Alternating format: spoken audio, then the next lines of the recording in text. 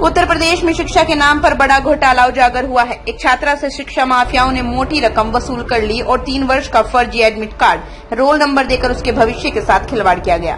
10 साल तक छात्रा न्याय की गुहार लगाती रही, लेकिन जब उसे न्याय नहीं मिला तो उसने न्यायालय का दरवाजा खटखटाया, जहां न्यायालय के आदेश पर कॉलेज प्रबंधक के 3 बड़े लोगों के खिलाफ मामला दर्ज हो गया। दरअसल घोटाले का सनसनीखेज मामला बागपत के मवी कला में स्थित Shri Vinayak college of education का है, जहां बागपत के इंदिरा कॉलोनी निवासी आस्था कॉलेज के फर्जीवाड़े का शिकार हो गई। आपको बता दें, कॉलेज ऑफ एजुकेशन में बड़ा शिक्षा घोटाला सामने आया है, जो आस्था नाम की छात्र को फर्जी तरीके से 3 सत्रों के लिए एडमिट कार्ड, रोल नंबर जारी किए गए। इस मामले में छात्रा ने बागपत न्यायालय का सहारा लिया और लंबी कानूनी लड़ाई के करीब 10 साल बाद कॉलेज प्रबंधक प्रविंदर समेत 3 लोगों पर फर्जीवाड़े का मुकदमा दर्ज हुआ है। हैरानी की बात यह है, छात्रा की शादी हो जाने के बावजूद उसने हार नहीं मानी, जबकि बताया ये जा रहा है कि कॉलेज प्रबंधक के राजनीतिक, प्रशासनिक के अलावा अधिकारियों से संबंध है, जिसमें राष्ट्रपति से लेकर मुख्यमंत्री तक का नाम भी लिया जा रहा है। अब जब मामला दर्ज हो गया तो छात्रा को वर्षों बाद न्याय की उम्मीद लगी है।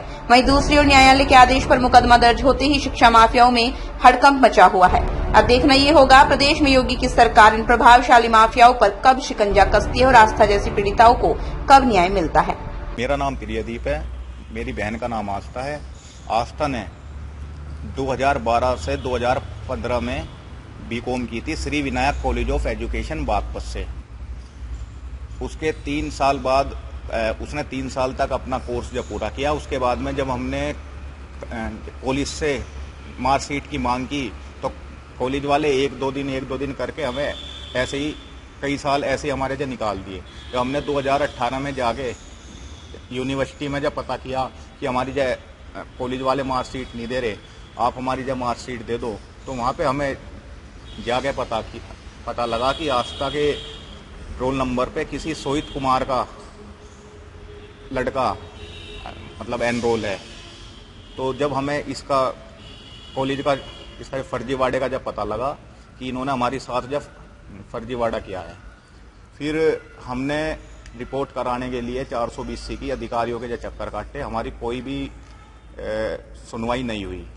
उसके बाद में हमने कोर्ट का सहारा लिया। कोर्ट ने अब 3 आदमी पे मुकदमा दर्ज किया है और Shri Vinayak college of education Mavi Kala के प्रबंधक एक सत्ताधारी पार्टी के नेता हैं।